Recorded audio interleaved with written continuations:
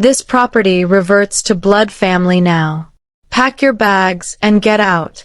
Raymond's voice boomed through my living room as I stood in the doorway, still wearing my black funeral dress from yesterday. I watched in stunned silence as he directed his sons to carry out my grandmother's antique chair, the one Marcus had loved sitting in while reading his evening newspaper. "You have no right to be here," I said quietly, my voice steady despite the chaos unfolding before me. Raymond turned to face me, his weathered face twisted with satisfaction. "No right. This is family property, girl. Always has been, always will be. Marcus is gone now, and you're not blood. Simple as that. I am Ashley Coleman, 37 years old, and until yesterday, I thought I understood my place in this world. For 8 years, I had been married to Marcus Coleman, a gentle soul who worked as a veterinarian here in Richmond, Virginia. We had built what I believed was a beautiful life together in the Victorian house his grandfather had left him. But as I watched Raymond's other sons, Gerald and Timothy, hauling my belongings toward the front door, I realized how naive I had been about his family's true feelings toward me. The morning after laying my husband to rest, I had returned home from my sister's house to find the locks changed and the Coleman men treating my home like their personal storage unit. Raymond stood in the center of it all, orchestrating the removal of my life as if I were nothing more than a temporary tenant whose lease had expired. "Marcus wouldn't want this," I whispered, my hands trembling as I watched them stack my wedding photos carelessly on the porch. "Marcus is dead," Raymond snapped. "And he was too soft-hearted when it came to you. We told him from the beginning you were only after the family money, but he wouldn't listen. Well, that charade is over now." The words hit me like physical blows. 8 years of family dinners where I was tolerated but never welcomed. 8 years of conversations that stopped when I entered rooms. 8 years of being treated like an outsider at my own husband's family gatherings.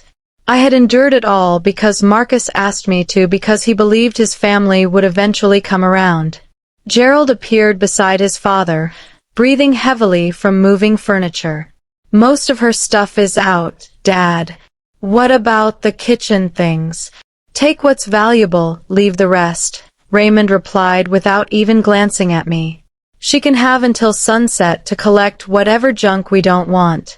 As I stood there watching them dismantle my life, something cold settled in my chest. They had underestimated me completely, just as they always had. But what they didn't know was that Marcus had never underestimated them at all. My relationship with the Coleman family had been strained from the very beginning. When Marcus first brought me home to meet his parents 8 years ago, the reception was arctic at best. I was a nurse from a middle-class family, someone who had worked her way through school and earned everything I had. To Raymond and his wife, Patricia, I was clearly beneath their veterinarian son who came from 3 generations of property owners. "She's very practical," Patricia had said that first evening, her tone making it sound like a disease. I was helping clear the dinner dishes while Marcus spoke with his father about expanding the veterinary practice. "I suppose that's important in your line of work." The subtle digs continued through our courtship and into our marriage. They never missed an opportunity to mention the daughters of their friends, girls who had gone to private colleges and came from established families.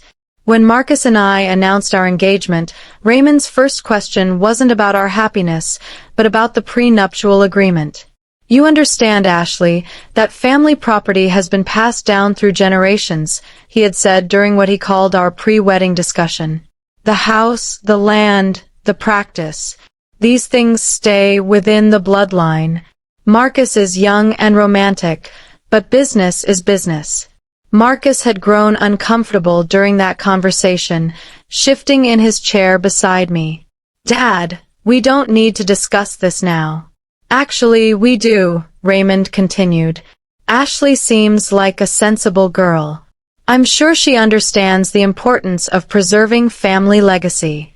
I had nodded politely, not wanting to cause problems for Marcus, but inside I was seething. The way Raymond spoke about me as if I were a gold digger plotting to steal their precious legacy made my stomach turn. What they didn't realize was that I had never wanted their money or their property. I had fallen in love with Marcus because of his kindness, his dedication to healing animals, and his gentle spirit. But Marcus saw how his family treated me. He noticed the way conversations became stilted when I joined them, how holiday invitations came with subtle suggestions that I might prefer to work that day instead. He watched his mother rearrange seating at family dinners, so I was always placed at the far end of the table. Most importantly, he heard the comments they made when they thought he wasn't listening. "Son, you could do so much better," Patricia had said one Sunday afternoon while I was in the kitchen. I heard every word through the thin walls. "That girl is nice enough, I suppose, but she's not our kind of people." Marcus had defended me that day, his voice firm. "Mother Ashley is exactly my kind of people. She's caring, hard-working, and she makes me happy. That should be enough. Happiness is wonderful, dear, but compatibility matters, too. Think about your children, your future. Don't you want someone who can truly be part of this family?" The conversation had ended there, but the damage was done. Marcus came into the kitchen afterward and wrapped his arms around me, apologizing for his mother's words. But I could see something shift in his eyes that day. A new understanding of just how unwelcome I would always be in his family circle. The moment that changed everything happened 3 months before Marcus died. We had attended his cousin's wedding, another Coleman family gathering where I played my usual role as the polite outsider. During the reception, I excused myself to use the restroom and returned to find the family huddled in deep conversation about estate planning. When Marcus goes, the property comes back to the family, right? Timothy was asking his father. I mean, she's not actually entitled to anything long-term, is she? Don't be ridiculous, Raymond replied, his voice low but clear. Wives get temporary rights, but family property always returns to blood. It's been that way for generations. Ashley will get whatever Marcus leaves her in personal effects, but the house, the land, the practice, that all comes back where it belongs. Gerald nodded approvingly. Good. I was worried we might have legal complications with her involved. The only complication, Patricia added with venom in her voice, is getting her to leave peacefully when the time comes. You know how these types can be when money is involved. Marcus' cousin, Walter, chimed in. Maybe she'll remarry quickly and move on. Problem solved. The casual way they discussed my future widowhood, as if Marcus' death was an inevitability they were already planning around, made my blood run cold. But what shocked me most was their complete certainty that I had no legitimate claim to the life Marcus and I had built together. I slipped back into the bathroom and stayed there until my hands stopped shaking. When I finally returned to the reception, I found Marcus chatting with his elderly uncle about new surgical techniques for treating injured wildlife. His face lit up when he saw me, and he immediately pulled me into the conversation. Uncle Harold was just telling me about the eagle they brought in last week, Marcus said, his eyes bright with professional interest. Ashley, you remember that case where the patient came in with similar wing damage? As I listened to them discuss the intricate details of wildlife rehabilitation, I realized how much Marcus' family misunderstood him. They saw only the successful veterinarian who would inherit family property. They completely missed the man who stayed up all night nursing injured animals back to health, who donated his services to the local wildlife rescue, who chose love over their narrow definition of social status. That night, as we drove home, I made a decision that would prove crucial in the months to come. Marcus, I said carefully, I overheard your family talking about estate plans tonight. He glanced at me, his expression immediately growing serious. What did they say? They seemed very confident about what happens to our property if something happens to you. Marcus was quiet for a long moment. Then he reached over and took my hand. Ashley, I need to tell you something. I've been putting off some important legal matters, but I think it's time we had a serious conversation about our future. That conversation would change everything. The conversation that night revealed a side of Marcus I had never fully understood. As we sat in our kitchen, he poured himself a glass of wine and took a deep breath. "I've known for years how my family feels about you," he began, his voice heavy with sadness. "I kept hoping they would change, that they would see what I see in you. But after tonight, I realized they never will." "Marcus, you don't have to." "Yes, I do," he interrupted gently. "Ashley, my family has been planning for your departure since the day we got married. They've convinced themselves that you're temporary, that you'll somehow disappear when it becomes convenient for them." He stood up and walked to the window, looking out at the garden we had planted together. "They're operating under some archaic notion that family property automatically reverts to blood relatives when I die. They have no idea how inheritance law actually works, and they've never bothered to ask about my will." My heart began to race. "You have a will?" Marcus turned back to me, and I saw something I had never seen before in his eyes. A steely determination that reminded me he was, after all, a Coleman. "I've had a will since the week after we got married. But 3 months ago, after that conversation with my cousin about his upcoming wedding, I decided it wasn't comprehensive enough." He walked to his study and returned with a folder thick with legal documents. "I've been working with Charles Peton downtown. Do you remember him? He handled the Johnsons' divorce last year." I nodded, remembering the prominent estate attorney who had helped our neighbors through a complicated property dispute. "Charles helped me understand something important," Marcus continued. "My family's assumptions about inheritance are not just wrong, they're legally meaningless. When we got married, I immediately changed all property deeds to joint ownership with right of survivorship. That means everything automatically becomes yours if I die first."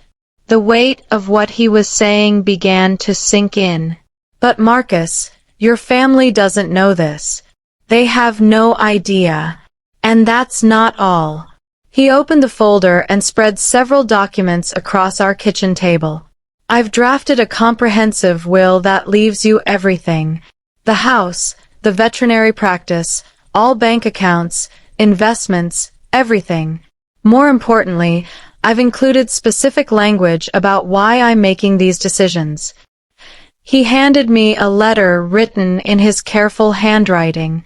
As I read it, tears began to fill my eyes.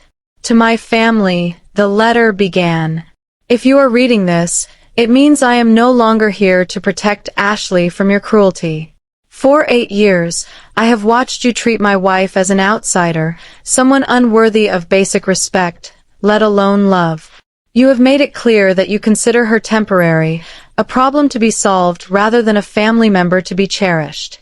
The letter continued for 2 full pages detailing specific instances of their behavior, their assumptions about property rights, and their casual discussions of Ashley's future. Marcus had been paying attention to everything. "I had Charles witness it and notarize everything," Marcus explained. "I also had him create backup copies to be held at his office. If anything happens to me, he has instructions to contact you immediately." I looked up from the letter, overwhelmed by the thoroughness of his planning. "Marcus, this is incredible, but why didn't you tell me sooner?" His expression grew sad because I hoped I would never need to use it. I kept thinking maybe I could bring them around. Maybe I could make them see how wrong they've been. But after listening to them plan your departure like you're some kind of squatter, I realized they'll never change. "So what happens now?" Marcus reached across the table and took my hands. "Now we continue living our lives, loving each other, and building our future together. But if something happens to me, you'll be protected. They won't be able to intimidate you or steal what we've built together. But what about the veterinary practice? Your family will expect." The practice is mine, Ashley. I bought out my father's share 3 years ago with my own money. He likes to act like he still owns part of it, but legally it's entirely mine, and now it's entirely ours. 6 weeks later, Marcus was diagnosed with stage 4 pancreatic cancer. The diagnosis came after what he thought was just persistent indigestion from too many late-night emergency calls at the clinic. By the time we caught it, the disease had already spread throughout his abdomen. "How long?" I asked Dr. Williams, my voice barely a whisper. "6 months, maybe 8 if we're aggressive with treatment," she replied gently. "I'm sorry, Ashley. I wish I had better news." Marcus took the news with characteristic calm, immediately shifting into planning mode. That evening, as we processed the devastating diagnosis, he called Charles Peton. "Charles, it's Marcus Coleman. We need to expedite those estate documents we discussed." "Yes, it's urgent." Over the next 2 weeks, while Marcus began chemotherapy, we spent our evenings updating and finalizing his will. Charles came to our house 3 times, bringing additional paperwork and ensuring every detail was properly documented. "Marcus, I want to add one more provision," Charles suggested during his final visit. "Given what you've told me about your family's behavior, I recommend including a no-contest clause.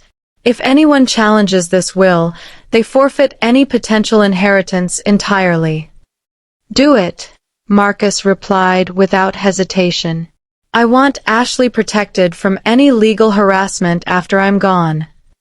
As Marcus' condition deteriorated, his family's behavior became even more telling. They visited frequently, but their conversations focused almost entirely on business matters and future plans for the property.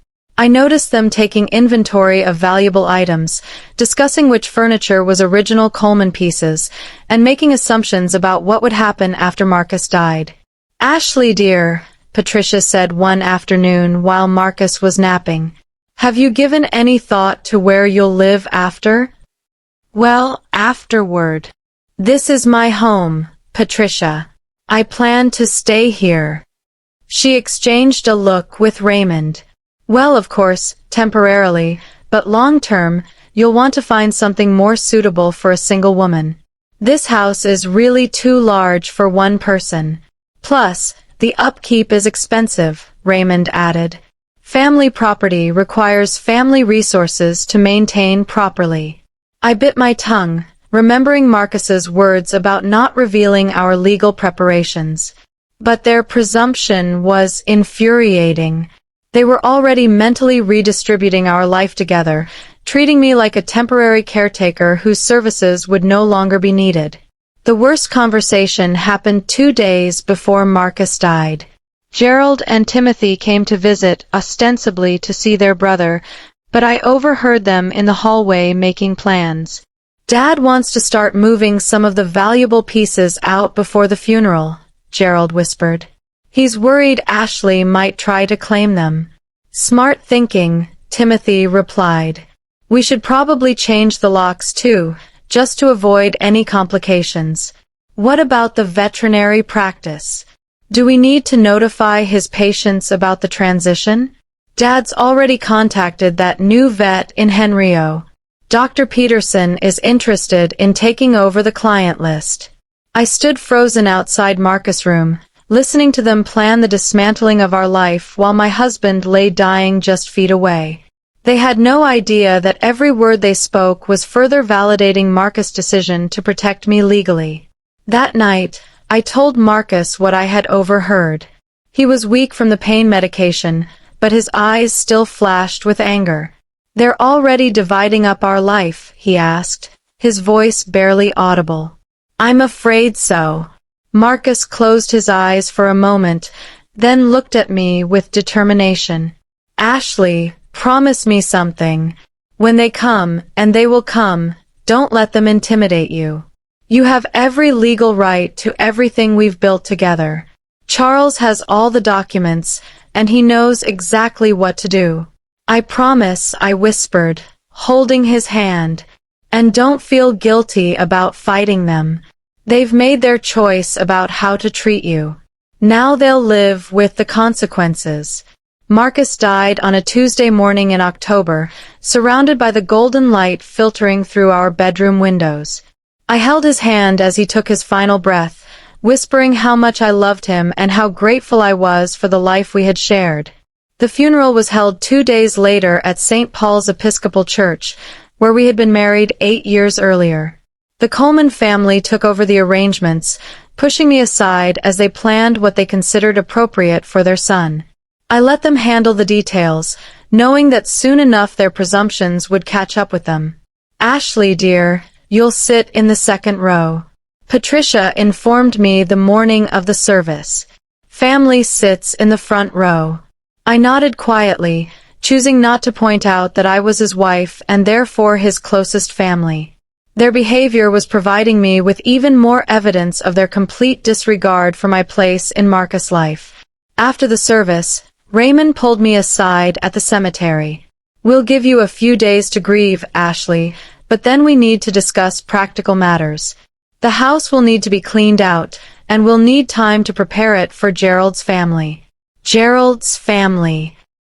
"He's been wanting to move back to Richmond," Raymond explained matter-of-factly. "The house is perfect for them, and it keeps the property and the family where it belongs." I stared at him, amazed by his audacity. "Raymond, that house is my home." "Was your home," he corrected. "You were Marcus's wife, and we're grateful for the care you gave him. But now it's time for family property to return to family." "I am family." Raymond's expression hardened. "You're not blood, Ashley. There's a difference." That night, I stayed at my sister Janet's house in Glen Allen, needing space to process my grief without the additional stress of the Coleman family's expectations. Janet, who had never liked Marcus's family, was furious when I told her about their plans. "They can't just kick you out of your own house," she exclaimed. "You were married to Marcus for 8 years. "They seem very confident about their legal position," I replied calmly. "Well, they're wrong. You need to call a lawyer immediately." I smiled sadly at my sister's outrage. "Actually, Janet, Marcus already took care of that." The next morning, I drove back to Richmond, planning to spend the day at the house, gathering my thoughts and beginning to sort through Marcus' belongings. But as I turned onto our street, I saw Raymond's truck parked in our driveway alongside Gerald's van. I sat in my car for a moment, watching through the front windows as figures moved around inside my home. They weren't waiting for permission or discussion. They were simply taking what they believed was rightfully theirs. I pulled out my phone and dialed Charles Petton's office. "Charles, it's Ashley Coleman. They're at the house now moving things out. Are you there?" "I'm sitting in my car outside. They don't know I'm here yet." "Perfect. Don't go inside alone. I'll be there in 20 minutes with copies of all the documents. Do you remember what Marcus told you to do?" "Let them dig their hole deeper," I replied, recalling Marcus's exact words. "Exactly. The more presumptuous they are, the clearer it becomes that Marcus was right to protect you legally." As I waited for Charles to arrive, I watched Raymond direct his sons like he was overseeing a construction project. They were loading my grandmother's rocking chair into Gerald's van, the chair I had inherited from my mother's side of the family. That's when I knew the time for politeness was over. I got out of my car and walked toward the house, ready to face whatever came next. I stood in the doorway of my own home, watching Raymond orchestrate the removal of my life with military precision. Gerald was wrapping my grandmother's china in newspaper, while Timothy loaded Marcus' favorite reading chair onto their truck. "You're back sooner than expected," Raymond said when he noticed me, not even having the grace to look embarrassed about being caught looting my house. "We thought you might want to stay away for a few more days while we handle the transition." "The transition?" I asked quietly. "Getting the house ready for Gerald's family. Don't worry, we'll pack your personal items separately. You can pick them up once you found somewhere else to live. I watched him for a moment, marveling at his absolute certainty. Raymond, I need to tell you something important. What's that, dear? You forgot one crucial thing. His expression shifted slightly. What do you mean? Before I could answer, Charles Peton's silver BMW pulled into the driveway. Raymond's face went pale as he recognized the prominent estate attorney stepping out of the car with a briefcase full of legal documents. Mr. Coleman, Charles called out as he approached the front door. I'm Charles Peton, Marcus's attorney. I believe we need to have a conversation. I don't understand. Raymond stammered. What's this about? Charles looked around at the furniture being loaded into trucks, then back at Raymond with professional calm. It's about the fact that you're currently removing property that belongs to Ashley Coleman, and you need to stop immediately.